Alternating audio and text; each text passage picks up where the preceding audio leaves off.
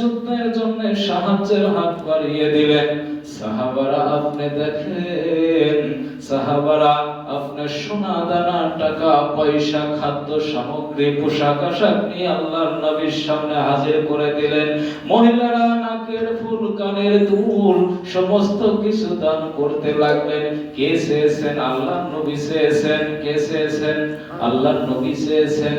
যুদ্ধের জন্য সাহায্য চেয়েছেন সাহাবীদের কাছে। এমন সময় সমস্ত সাহাবীরা যার যার সামর্থ্য অনুযায়ী দান করতে চলে এসেছে। আমার নবী বলেন, সাহাবীরা রে, আমার আবু বকরকে আমি কেন দেখি না?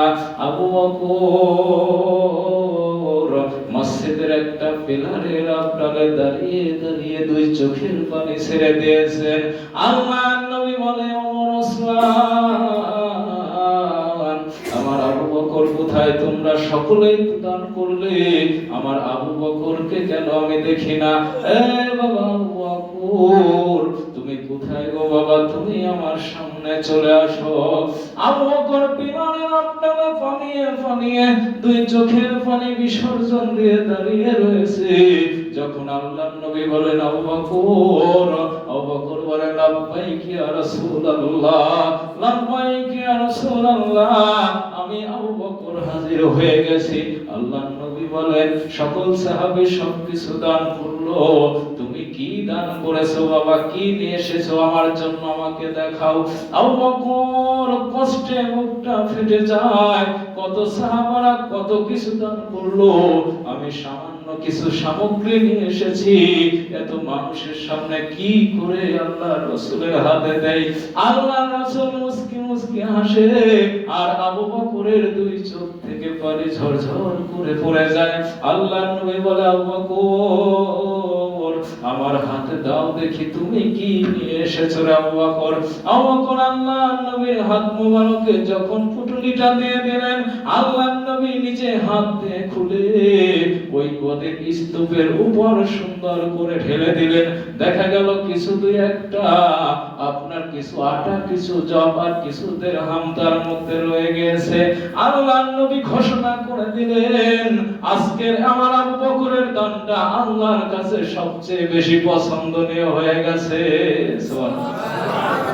এইবার সাহাবাদের মনে নানান প্রশ্ন জেগে গেল।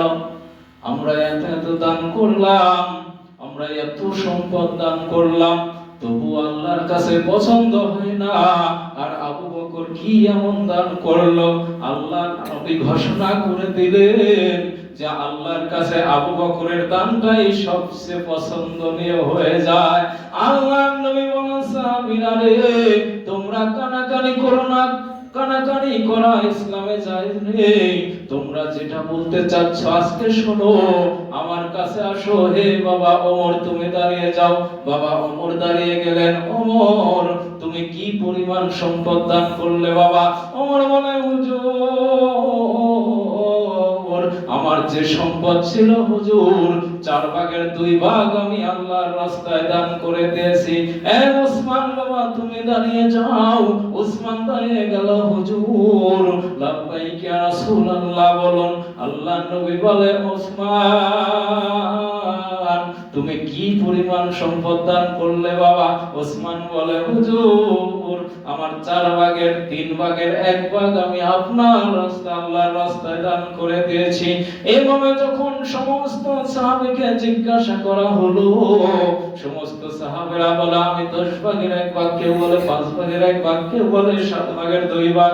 এইবার দেখেন আবু বকরকে প্রশ্ন করা হলো, আবু বকর, তুমি কি পরিমাণ সম্পদ আল্লাহর রাস্তায় দান করলে? আবু বকর বলে, হুজুর, দুনিয়াতে জাগতিক সম্পদ বলতে আমার সংসারে একটা জিনিসও আমি রাখি নাই।